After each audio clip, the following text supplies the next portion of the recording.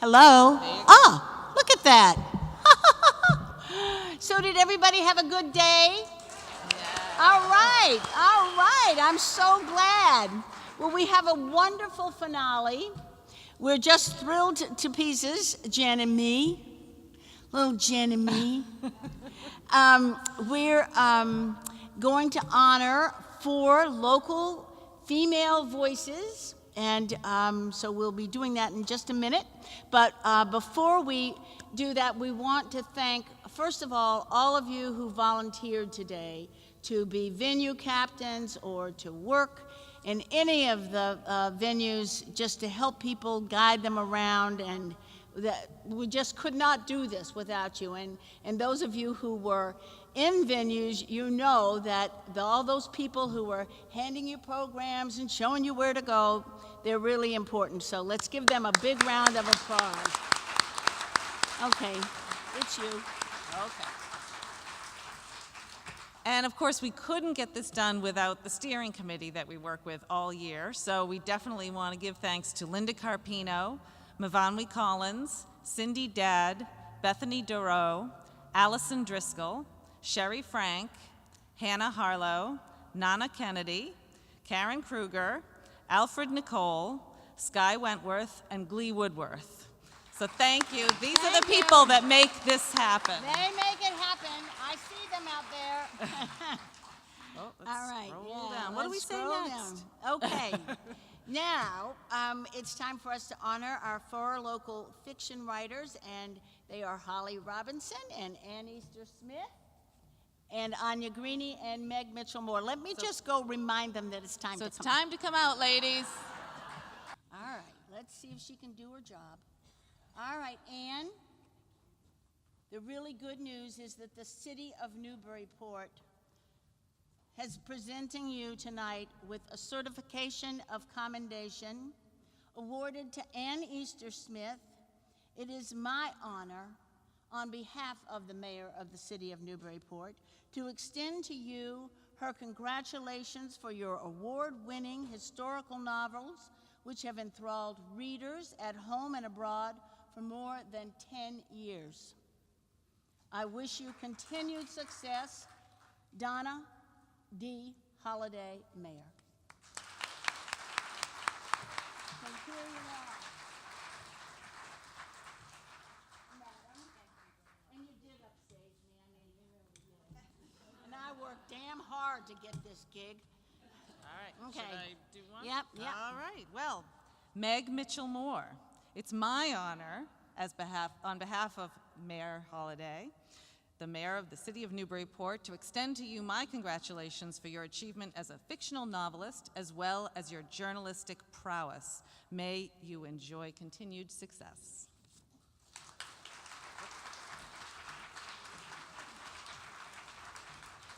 All right, is this one? That one's You do Holly. Okay. And I'll do Anya. Because Holly's the ringleader here tonight. yes. All right. The city of Newburyport, Anya, cute thing. Certification of commendation is hereby awarded to Anya Greeny. It is my honor, on behalf of the mayor of the city of Newburyport, to extend to you my congratulations for your achievements as a fiction, nonfiction author, as well as your many noteworthy essays. May you enjoy continued success.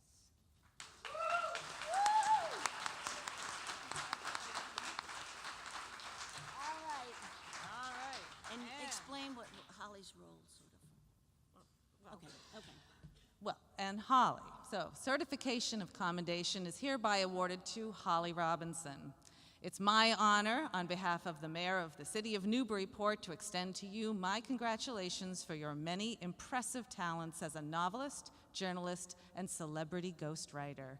May you have continued success.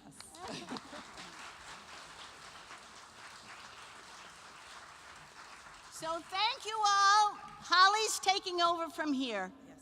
All righty. See you next year.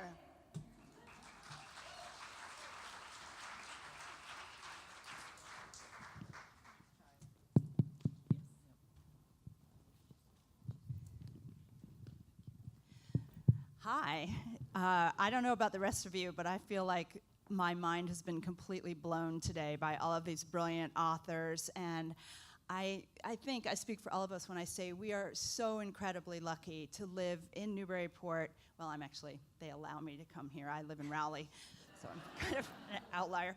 But it's just wonderful to be in a place where everybody cares about books and where all of the arts intersect. I mean, I went to a reading over at the Art Association. I know Meg read over there. We have concerts here on the lawn here. Anne is very involved in the theater here. We have wonderful plays. We couldn't be more fortunate. It means so much to us as writers to live in a place like this and have support from all of you and from the mayor and from all of the local institutions. So, and thank you to Vicki and Jen and the volunteers. I want to say thank you again. Just big applause for them. We could not do this without them. And thank you tonight, to all of you tonight for being here, because I know it's been a long day and it's great to see you. So I'm going to ask Anne to start, actually. You heard a little bit about what she does, but I'm going to have you close your eyes for just a second, Anne, and pretend you're in an elevator, and it's kind of a crowded elevator. There's probably, 75 people here in the elevator with you, and just talk about why you write historical fiction. How did you get here, and what kind of historical fiction you write for people who don't know? Just briefly tell us. You have like 5 floors. Is it in the Empire State Building or No. Newburyport Firehouse? Yeah, Newburyport. Okay. You have I've got longer then. 5 minutes. I write historical fiction because I've always read historical fiction.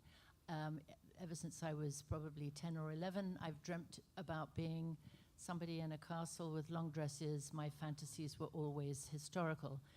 As you can tell, I'm not from around here, and where I grew up, I had history on my doorstep.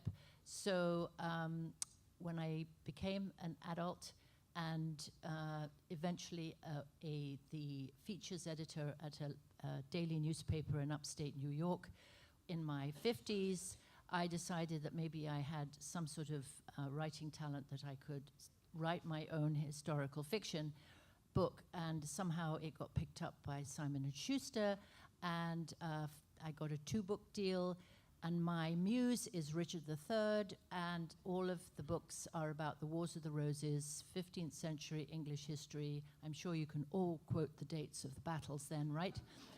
And so Richard has been in all of my books, but they've all been female protagonists, and now I've just finished my Richard book, and he is the protagonist. So that's my story. Great. Okay. And I'll just add to that my mom, every time she sees Anne, she's tongue-tied. She loves her book so much. She's just like this, movie star quality. Anya, same question. You're in that elevator now. Anne's gotten off. You're going up 3 more floors. What do you say? Hi, I'm not from around here either, even though I've been here quite a long time. Why do I write? I've been a reader since back from when I can remember, and I can even remember the very first novel I read as a child, as a child's novel, and somebody had left it behind in the house. I don't know why, and it was Enid Blyton. Do you remember Enid Blyton? My God, I grew up on Enid Blyton. It was a children's writer in Britain at the time. And I grew up on a very isolated small farm, and I think writing gave me, reading to start with, I wasn't that clever. I think it gave me a way to have a life of my own, on a kind of farms are chaotic. People think they're bucolic and peaceful and all that. Obviously, you've never lived on one if you think of that. So it kind of gave me a place to be by myself and a world of my own to retreat into, all these children in the novels going off on adventures. I was completely beguiled by it, and I think I never actually wrote till I moved to the United States. In the Reagan era, thank you, Ronald. And I wrote, I think, again, it's that same theme of having your own voice, because it's so easy to lose your voice in a busy, loud world. And the first thing I wrote were short stories, because I was kind of raised on short stories. It's the Irish, form, if you will. And I wrote in 2 languages at the time. And then I think I was on the phone with a publisher one day trying to flog a collection of short stories, and he said, do yourself a favor, stop the short stories, write a novel. You're never going to sell those damn short stories. So I kind of followed his advice and jumped into a novel that sold kind of amazingly quickly and gave me a very unrealistic sense of what the whole publishing world was about. Could So the I've been- movie deal be far behind? That's what really. we all think when we saw that first book. So I've been writing ever since. I potter around in a couple of different genres. I'm bitextual. And that's it, Haven't stopped since. So, All right, you're off on what floor? Housewares, sporting equipment. And here we get to Meg Mitchell-Moore. Let's hear your story. Hi. My story is that I've always been a writer. I've always loved to read and write. As well, I was a nonfiction writer for a long time. I got a degree in English literature and then a master's degree in the same thing. And I thought I wanted to be a professor, but I didn't really want to teach or like speaking in front of people. So I realized that probably wasn't That explains why the right she's career here. path, right? And I wrote nonfiction for a long time. I worked for magazines, and then I became a freelancer, and I wrote a lot of different articles for business magazines and mainstream publications and newspapers. And I always thought that I wanted to write fiction, and now looking back on it, it wasn't really until I started I tried to do it before, but never successfully. And then my husband and I have 3 children who are now 2 teenagers and an 11-year-old, and it wasn't until they were born and starting to become little people that I actually started to successfully write fiction, and as it turns out, that's what I write about. So I have 4 novels out now, one coming out next summer, and they all center around families. They're all set in the modern day, and they have a lot to do with interactions of families and technology and a lot of different things. And I realized that I really needed the family to have something to write about. So now I have the family, and I don't have the time because of the families. I'm trying to work that out. Thank you. So I counted up the books that the 4 of us have together, and when you put them all together, just novels, the number exceeds 20 novels between us, right? So most people would say, wow, you're successful. Most of us don't feel like that every day. We don't feel, and today when I was walking around and I was watching, there were a lot of aspiring writers, probably still some of you still left over in the audience who didn't go home, the diehards, and I could tell that a lot of people were, you take these books off the shelf and they look perfectly packaged, beautifully produced, great covers. You buy a book for its cover often, or for the book jacket copy. And it seems like, how do you get from there to here? And I think it's important for aspiring writers and also for writers who are supposedly successful to know that we all have struggles. And so I'm going to ask you now, you're not on the elevator anymore, you've given your elevator pitch, but when the elevator doors open, actually you weren't in a store, you're in a therapist's office. Yeah. So you come out, Meg, and you come out and you lie down on the couch, and your therapist says, what has been your darkest challenge as a writer? When have you really thought you might want to quit? Recently, preferably, but any really hard time. And how did you get through it? Oh boy, that's a good question. I don't know if I can pinpoint one specific time right away, but as I talk, maybe it will come to me. I think that 2 of the biggest struggles for being a writer are, number 1, solitude, and number 2, distractions. And I think it's really hard to fight against both of those and actually get the work done. It's very lonely. When my husband goes to work and my kids go to school, I have to sit there and work all by myself in my house or at the library or wherever I go. And if I don't do it, nobody cares. Nobody cares. I could just not do it, and then I wouldn't sell another book, and my agent wouldn't care about me anymore, and my editor wouldn't care, but nothing else would happen. So it's a very self-driven thing, and I think that's really, really hard to keep going day, after week, after year, and keep doing it. So you have to really want it, because it's very easy to stop. It's very easy to do anything else, clean a closet, empty the dishwasher, walk the dog. I could name a million things. It's really hard. It's really hard to make yourself sit down and do it. So I think that's something I struggle with on a daily basis. And then I think distractions are just general life distractions. I think also in the world we live in, I think social media can be a huge help to a writer, but can also be a gigantic distraction. And I think for me, I have to stay off of a lot of that, because I think envy is a problem for all writers. So you think, oh, I'll just check out Twitter and I'll just look and see what's going on. And then you see, oh my gosh, somebody sold foreign rights and somebody sold a movie and someone sold this book. And it's really easy to think, I'm doing terribly in comparison to everybody else. I'll never make this work. This is awful. They're so much better. Everybody's so much better. And you have to really shut all that off and just do the work, or else you won't get anywhere. So those are my daily struggles. I think you're right. I mean, a lot of being a writer is about giving yourself permission to write, and giving yourself permission means giving yourself permission to find the time to write, however you have to do it. And it can be really tough with the things. And I know this panel was called was it Women's Voices? I don't know. But you know, the theme, some of the theme was Me about. too. Yep. Me too. It's hard. And but the point is, you know, we have a lot of, as women, we have a lot of things pecking at us all the time. I mean, male writers do too. But as I said to one very famous mystery writer whose name I won't name because some people might burn crosses on his lawn, I said, how did you write novels when your kids were small, when I had children? And he said, well, I have a wife. And I was like, well, I have a husband. And he said, it's not the same thing. And, you know, I have a wonderful husband. He's sitting right there, very supportive. But it's not the same thing sometimes.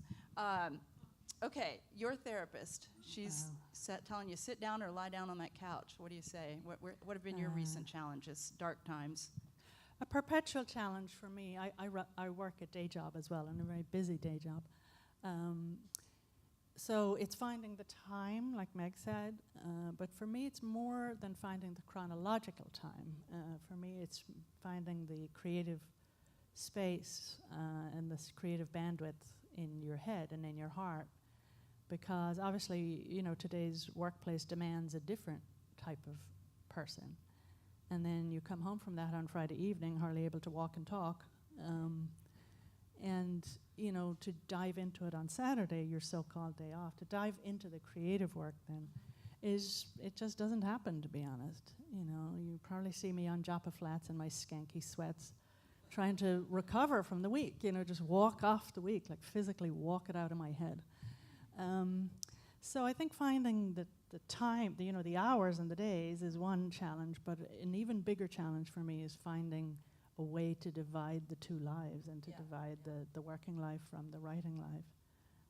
I think that's a huge challenge for all of us who try and blend two. Yeah, I read an interview with somebody in Poets and Writers, the most recent issue of the magazine. I can't remember who it was, but she said, you know, the important thing about being a writer is showing up every day, but sometimes you don't know what you're showing up for. Like sometimes it's you just have no idea what's going to happen when you sit down at your, you know, piece of paper or your laptop. You have no idea.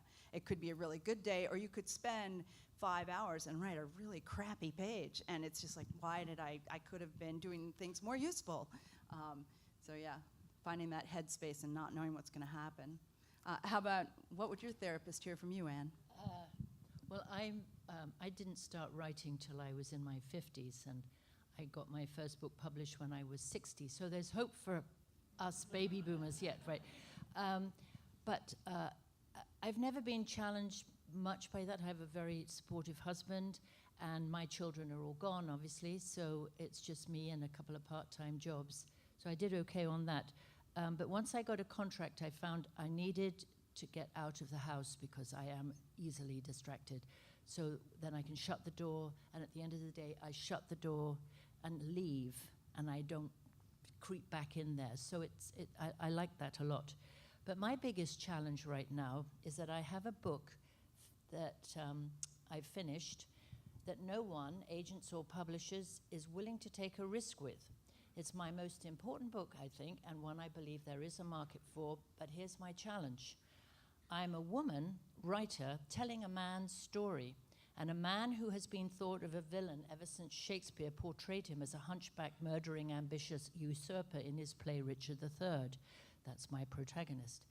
Now, let's see, what else am I missing? Oh, yes, he murdered his adorable little nephews in the tower. Wrong, he did not. But that's very titillating.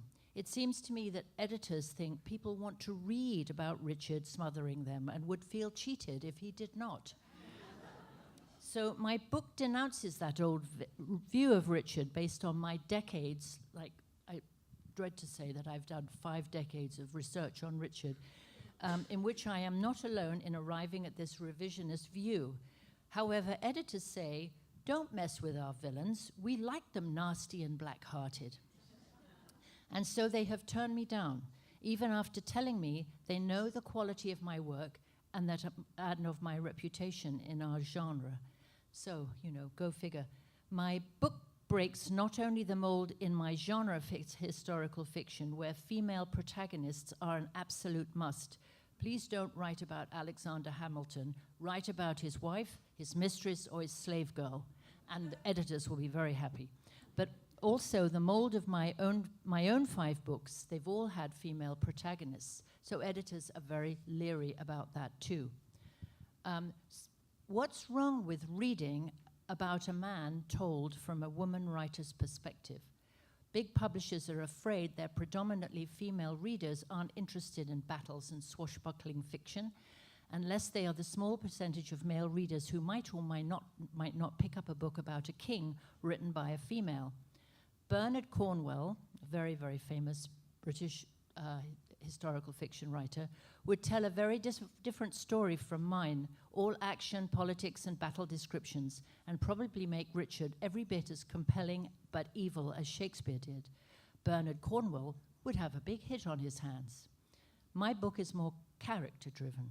What do we know about Richard? I'm still a woman writing a man's story in a genre that prizes female protagonists. We can't count Hilary Mantel because she doesn't consider herself a historical fiction writer. She's literary. I found this recent quote from an article in the Guardian by the chair of the Historical Writers Association in the UK. It's actually about writing non-fiction history, but it certainly applies to today's historical fiction too.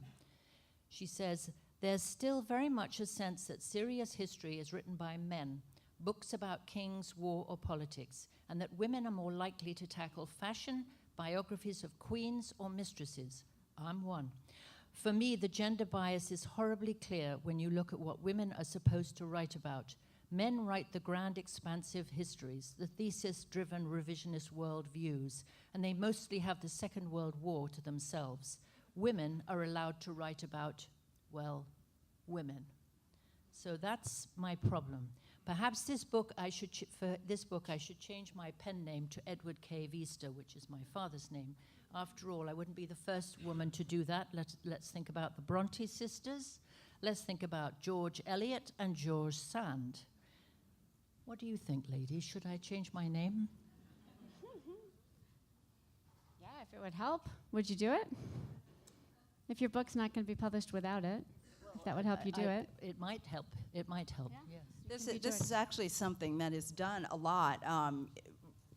Publishers, when they see an author's book sales go down, or if an author changes genres at all, often the author gets given a new name. So a lot of the books that come out are really the same person, but different names. Because J.K. Rowling. J.K. Rowling is a Right. good example. She wanted to publish a mystery novel as Robert Galbraith. What's that? Yeah, her nom de plume. So, but the point is, reviewers take debut novels more seriously than they're more apt to look at them. And there is some truth to what Anna's saying about point of view and the book buying market. And this kind of segues nicely into what I was interested in the talk that Ann Hood and Andre had here, opening night, where Anne was pretty adamant about not letting your career get in the way of your craft, and she said what she hates is when young writers come up to her and say, how do I develop my platform? Because it is, you don't want to spend more time developing your platform than you do writing a really good book. Because the point of writing is to write your best book ever, right? But there is something to think about how the market has been changing, and you don't want to write for the market, but you kind of have to work with the market a little bit. And so if it means sometimes changing your name, I don't know, what are your thoughts? Do you think about the market at all, or how do you approach the business end of writing, Meg? Right. I think it's tricky. I think it would be wonderful if you could change the market and not have to change your name. But it sounds a lot easier to change your name than to change the way that the business works. So, if it would get you more readers and on the book that you've worked so hard on, I say go for it. I think it is really tricky. It's a really confusing marketplace, and it changes all the time. I don't quite understand it myself, but I thought that was interesting what Ann Hood said also. I don't think it is quite that easy. I think if you write a really good book, it will find a home, but it can take a long time, and I think having some sort of platform or social media presence, it can't hurt. It probably helps. But I do think it's a very fine line, and I'm not great with social media, so I shouldn't talk about it, but I sometimes log on to Twitter, and I will just see so many writers tweeting, and they're not... Flogging their books, usually. Right. Buy me. And then you do think, well, why aren't you writing? Because there's got to be some kind of a balance there. I think it's really hard to find. I go too far the other way, where I probably don't do enough social media because I want to spend the time on the writing, and some people go too far the opposite way. I don't even know what the right balance is, but there are writers like, I'm a big fan of Leanne Moriarty's books. I don't know if she has any social media presence or needed it. Her books were fantastic, and they found their audience, and she got huge, and But then you look at somebody like John Green, Fault in Our Right. Stars and That's Turtles good. All the Way Down, and he started with a blog, He didn't did, and that's so why he was famous connected first. with all of his readers through his blog, and and then the music with his brother, that whole thing. and right. with his brother, and so then he was able to develop a following, and it was easy for him to sell a book after that. That's a good point, yeah. Yeah. So it can work in your favor, but it is a very confusing marketplace because, of course, publishing has changed a lot. Can you think of other changes? Other changes.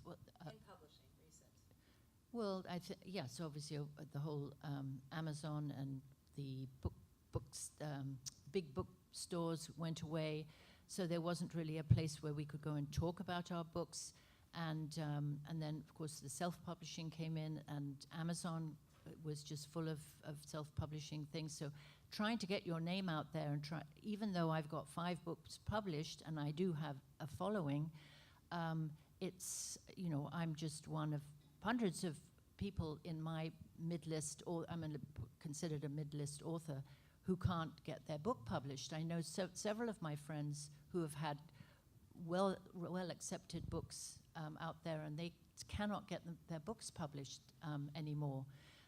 It's a real problem. But with my case, I wanted to point out, because we were talking about women's fiction, this is my challenge as a woman writer in my genre, that I can't write about a man because it's not going to sell. I mean, it's not going to sell I think it would sell if it was out there, but I cannot get an agent to take me on. They said, Anne, why don't you write a book about World War II? I'll take you on. I said, I don't want to write a book about World War II. It doesn't interest me. Richard III really interests me. And she said, they don't want medieval right now. It's not in. World War II is in. Alexander Hamilton is in. But medieval, not anymore. So I suppose I've got to wait till the fashion comes around to medieval. I don't know. That's true. I mean, I have a friend who writes World War II books, and her editor said, the editors are just about done with World War II. So how do you know? How do you know what the editor, and then so, the bottom line is, write the book you want to read is what we kept hearing today from different writers, and it's so true, because a novel is a huge commitment of time, not just time, but a huge commitment of psyche. So if you don't really believe in it, you're not going to give yourself permission to write. So you have to follow that fire. Often young writers will come to me and say, I don't know which book to write. I have this idea and that. I'm like, well, you have to write the one that you think you want to live with for 2 years or 3 years. Or I talk to people today, 5 years, 10 years down the line, they're finishing their books. So it can be a big commitment of time. And by then the market will be totally different anyway. So, Right, I think that's a good point too, Yeah. is that it seems like everything changes really quickly, but it also moves really slowly. So it's really confusing. You can't chase a trend, because by the time you get there, it will be gone. People won't want the World War II book you're writing now because everybody's already read them. You don't know what the next thing will be, so if you hit it right, that's great. But on the other hand, that's unlikely. So it's better to write the book you want to write, and write a good book, and it will find an audience. Yeah. I mean, in some ways, writing nonfiction, I know Anya and I write nonfiction also, and it's easier in a lot of ways because you just write a proposal. You don't have to write the entire manuscript, and you can sell your books on the basis of proposals, which is kind of like a grant proposal in a way. So that makes it possible. I mean, I make a living more as a nonfiction writer than as a fiction writer because it's easier to sell the nonfiction books. So so that's enough like of that down low place. Let's go high now. Like why do you keep writing? If it's so darn hard to sell books and so hard to get the words on the page and sweat over those chapters, what keeps you writing, Meg? Well, I have a contract now, so that keeps me writing. That's part of it. That is part of it, which I actually like. A lot of people say don't sell a book that you haven't written. I've done that before, and I prefer that because I like having a deadline. I like knowing that my book will be published. I like knowing that I have an editor to work with. So I've had to change editors. I'm on my third editor now, not because of me. I'm not hard to work with, but I had 2 editors who ended up changing jobs and leaving what they were doing. And so I just started with a new editor who offered me a 2-book deal, and I took it because I love this editor, and I sold my first book to her based on 3 chapters. The rest of it wasn't written. My second, I don't know what the next book is going to be, but I like that because I know that I have that coming, and I know that I have a partner, and I can talk over anything with this editor as I go along. So that's what keeps me going. It's my job. It's the job I chose to do, and just like anybody else with any job in an office building, if I stopped, I'd have to find another job. And I love it. So that's the other part. I'm lucky to be able to do it, and I love it, but it is what I've chosen to do for work, so even when it's hard, I need to keep doing it like anybody else. How about you? What keeps you going, Anya? I can't imagine a life not writing. I mean, it's just impossible for me to imagine it. It's very much part of who I am as a person. And I've been asked, if you never published another thing, which, trust me, I've believed that. Would you keep writing? I've been asked that by students or whatever, and the answer is that'd be like, if you weren't going to get paid, would you keep breathing? It's that innate to my nature, and I kind of have 2 writing lives. One is a very contemplative, personal, Thoreau-like, though that sounds kind of presumptuous to say, but I get up in the morning before work and I do about a half hour of very meditative, contemplative writing. And I couldn't not do that, and my husband wouldn't want to be around me if I stopped writing. That would be impossible, right?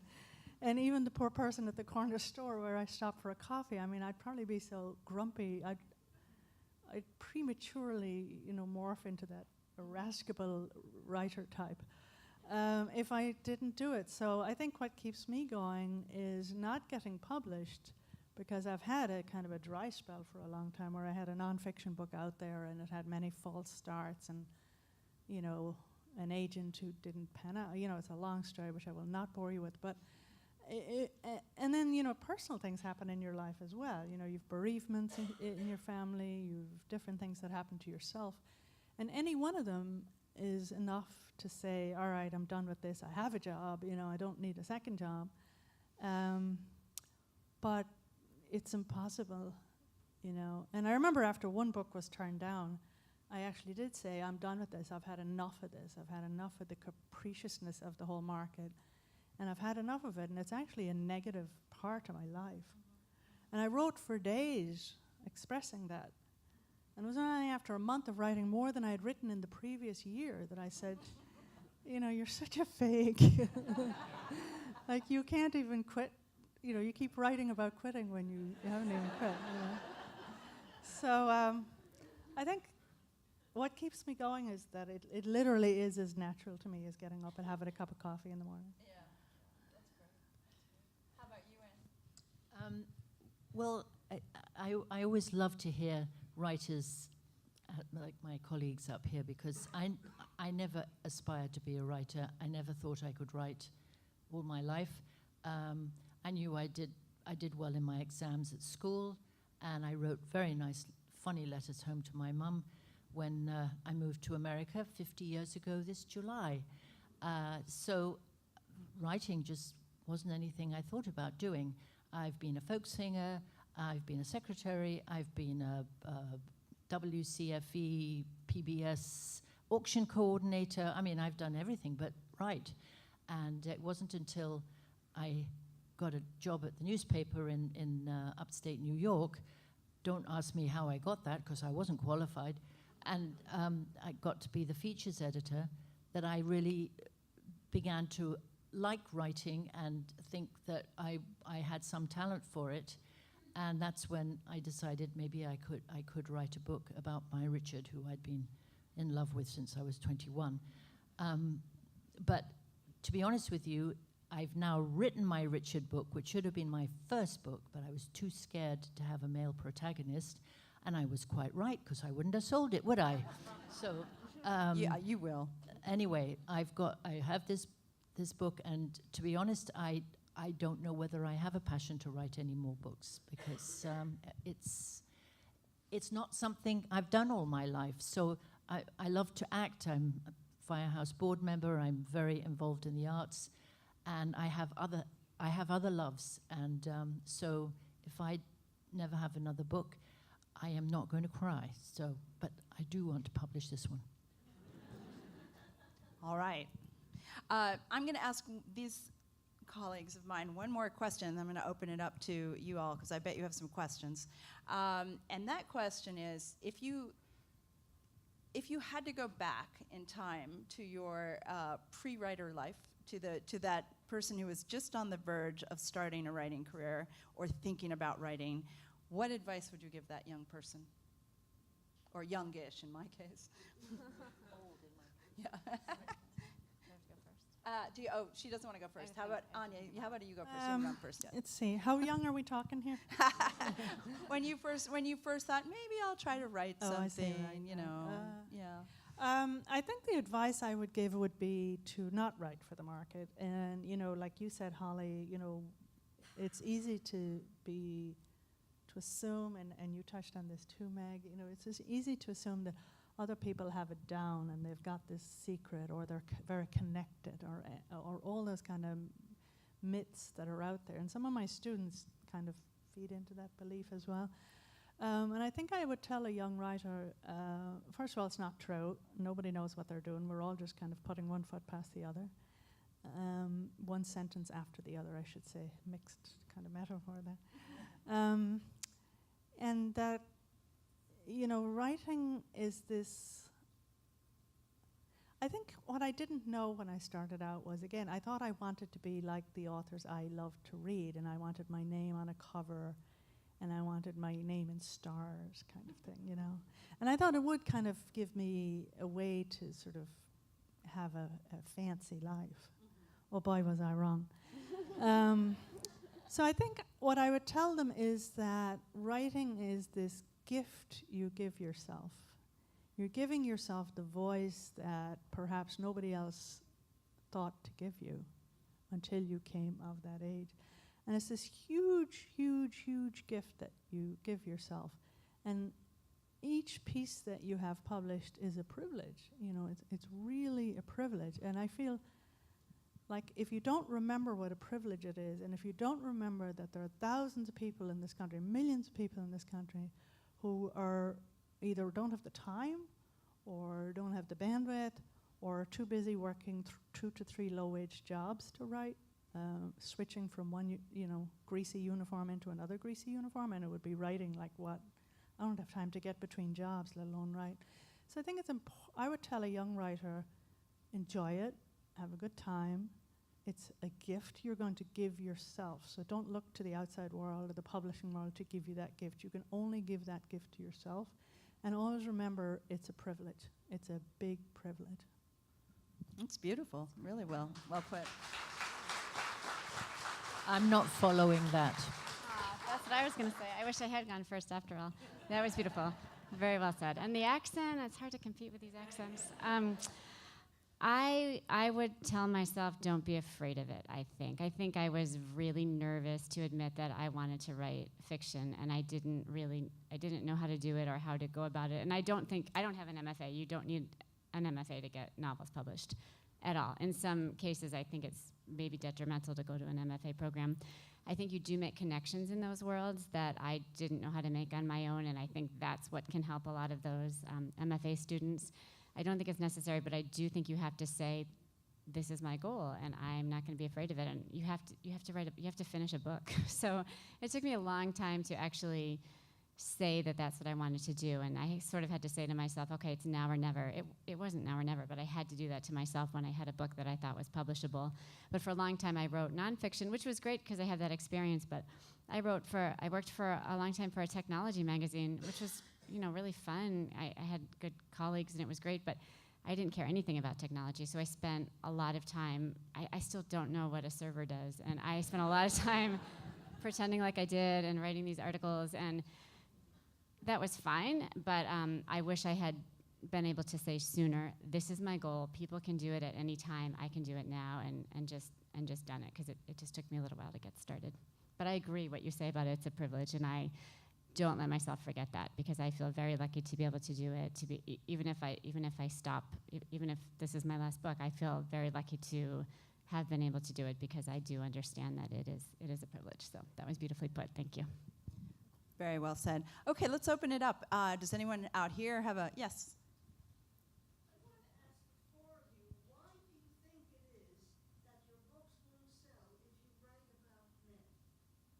Oh, that was Anne's. That was me. Yeah. Yes. I don't know about the contemporary fiction. I have no.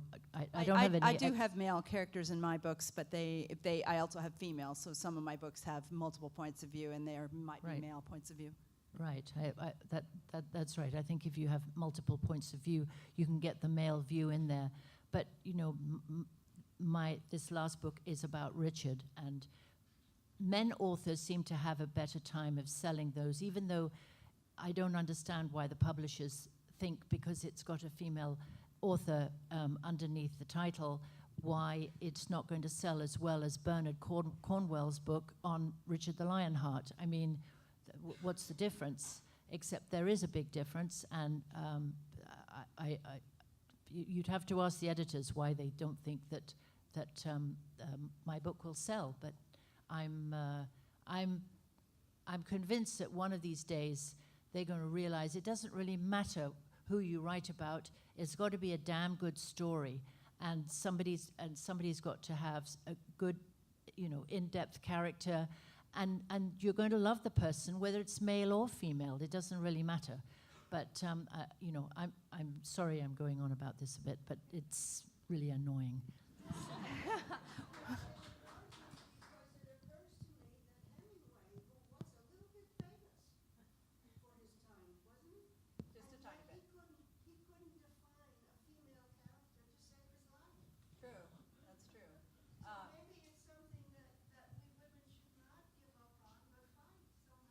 Well, I think there are writers that do it very successfully. I mean, even if you just look at some of the more popular mystery authors, if you look at Elizabeth George with Inspector Lynley, or if you look at Louise Penny with Gamache, is that his name? Yeah. So I mean, those are they do well with those main characters, and they're really fun to read about. Or read their points of view. So I mean, I do think it can be done, but I think Anne's also dealing with a particular market issue, which is that historical fiction does seem to go in waves in terms of the marketplace. So there's that as well. They want female protagonists. Yeah, it is. I mean, the statistically, it's true that many more women buy books than men. And that's just fact. And so the publishers know that, and they try to find books that will make women readers buy them. Though that doesn't explain why the whole New York Times thing, all the books reviewed were by men for so many years, right? There was that whole controversy. So I don't know. I don't know. We don't understand it. How about another question? Any other questions? I have a question for you, Holly. Yes. What keeps you going? Why do you keep going back to the desk? I have had moments of darkness, as my husband Dan can say, when an editor turned down the novel that I was so sure she was going to buy, and I wanted this editor more than any editor in the world, because I'd had her as a nonfiction editor for several books. And she turned down this novel, and it was so depressing. I asked my husband to bring me Grand Marnier and Chocolate Truffles, and I watched Moulin Rouge, which is a really, really terrible movie. But and I watched it in our downstairs den, and he just had to keep saying, we have 5 children. He kept saying, kids, don't go in there. Can't go in there. But I think the same thing that Anya says. I just, keep writing because I can't not keep writing. It really is a way of being in the world. Once you start realizing what writing is, it's not even so other people will read it. It's really about, I mean, I'm delighted when my books sell, and I have high hopes for the new book I'm sending out in June. But if it doesn't sell, was it 3 years of wasted work? Was it a year of research, a year of writing, a year of revision when my agent looked at it and said, oh no, honey, no? Was that all wasted? Is that for nothing? And the answer is no. It still was an amazing process to do. And will I be depressed if it doesn't sell? You betcha. But what will I do if it doesn't sell? I've already started another book. You know, so it's just, you can't help yourself if you're a writer sometimes. It's like a drug. And if you quit, that guy at the corner store is going to be really unhappy with you, definitely. Yeah. Other questions? Any other questions? No? Yes, in the back. Oh, hey. This is a wonderful writer back here that you should all know, Jessica. She's got a great, Strangers in Budapest. Yeah, it's Jessica Keener. Yeah, she's a great writer.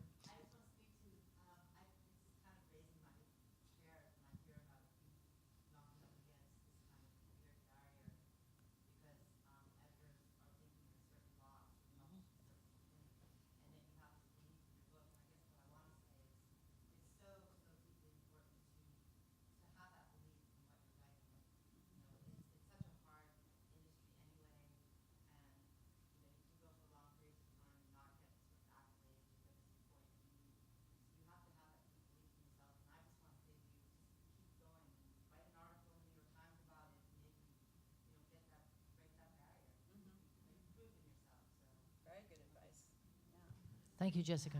Thank you. Very nice. Anyone else? Yes.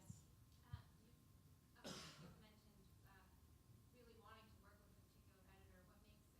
What makes an editor? That particular editor I had worked with on other nonfiction books, like I said, and she was the smartest, most insightful editor I had ever worked with, ever. And she just could see things. She could see holes in plot line or narratives. She could see, when I was working on nonfiction, and we shared a certain common interest in fiction. We loved a lot of the same books, and I knew she would push me, and she always did push me to be a better writer. And in fact, I was so depressed when she didn't buy that book that I said, that's it, I'm not going to my grave not having sold a novel, so I'm going to self-publish it. So I self-published that novel, and a week later, my agent actually sold the other novel I was working on to her, to that editor. So she's my editor today. She became my editor at Penguin, and she's wonderful, and she still is. Like, she's the editor you want. And I've heard people say, I was at the panel, was it the suspense panel with you, Kate? It was when certain editors are really, yeah, it was that one. Certain editors are really hands-on, and they're, some writers would feel intrusive. They'd say they're intrusive in the way they work with you, but I want that. Other editors, the agents have to do the work with the writer, because the editors are very, they just want to get a finished manuscript and, kind of have a few comments and then usher it along. But I think an editor-writer relationship is really important, because it makes you a much better writer. You just keep pushing yourself because the editor pushes you. Yeah. Yes? As a follow-on to what you just said, Uh-huh. obviously people who become editors and people who become writers have a love of writing, have a love of reading. Yeah. What attracts one sort of person to writing a book and another sort of person to editing? Oh. Do you want to? Did everybody hear the question? What? Go ahead. You can. Brief summary. You talk writers and you talk editors. I hope I get this. What kind of, what attracts one to editing versus writing? What kind of person is attracted to editing versus writing? Do I have that right? Yeah. Gosh, I don't know. Now you have to answer it, Anya. I have lots of editor stories. Well, I am an editor also, so do you want me to go? All right. Because I edit an awful lot of work as well, and I've edited other people's work, and it's kind of the left brain kicks in, you know. It's a very different process. Yeah, it's a different process. and I enjoy it. I actually love to edit, and I love to nitpick and copy edit, you know. But it's the left brain at work when you're editing, and then it's the right kind of la brain at work when you're writing. So I don't know if that. Yeah, and Yeah.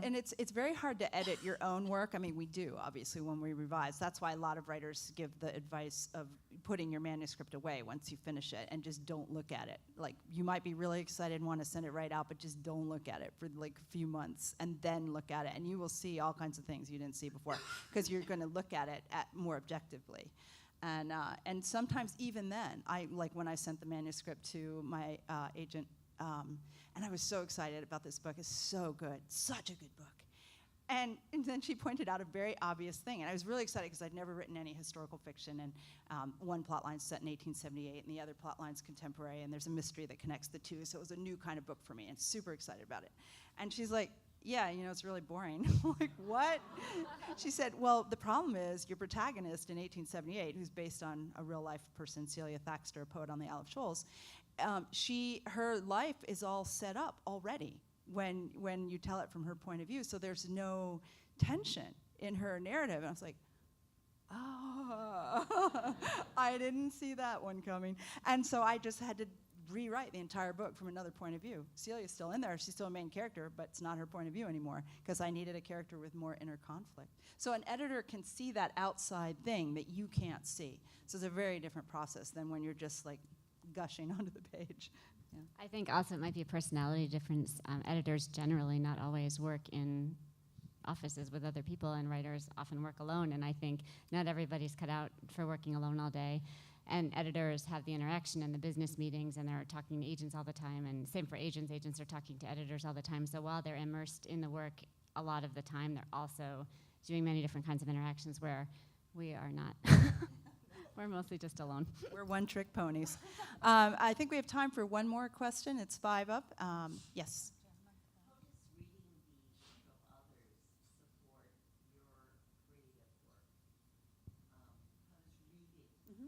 The question is, how does reading support our work? I mean, you do hear a lot of writers say, well, I can't read while I'm writing. But I don't know, how do you feel? I am one of those. No, I'm not one of those. I'm one of those who cannot read anything in my period. If somebody asked me to read for a jacket quote because they think I'm in the same period, I can't read that book because I start second guessing myself and say, oh no, I forgot that. Oh dear, that's not good. So I don't read that, but I do read other things. I read something totally different than 15th century English history. So yeah, I enjoy that, and I think obviously it feeds your own writing. You suddenly see, ooh, that was a wonderful way they put that sentence, and so it starts making me think about my own writing. I think it's very important. How about you? How does reading support your writing on you? I tend to read very plot-less books. You know, I'm Plot less, did you say? I'm terrible at writing plot, and I'm terrible at reading plot. So I actually don't. It's the rare mystery that I read because I kind of don't care who done it. I really don't care. You probably love Beckett, don't you? You know, yeah. So I read, and Liz and I actually, as fellow readers, have this in common. I read those kind of plotless books that are long-winded as a kind of a blanky comfort. Like, see, she could do it, and she got away with it. But I mean, I just read for pleasure anyway. It's my great, great, great, great pleasure. And I think, like you said, Ian, often the language of another plotless writer can really inspire you to sort of rethink language in a way. And I've picked up tips as well. I mean, I haven't plagiarized, I think, but I've picked up tips on structure, like, wow, that's kind of cool how she did that there. Yeah, That's I a agree. neat kind of a device. And Yeah, then I've you even can- taken yeah. books apart and just said, okay, Yeah. well, how did they put these flashbacks in so they weren't boring? Like, where did they come in, or where did they? Yeah. It's very helpful. Yeah, you can But pick up also it tips. can spoil you because sometimes you do recognize this is really awful. Yeah. And you think, Yeah. I won't do that. I think we're about out of time, but this was great. There's one Thank you so there's a much. gentleman with that.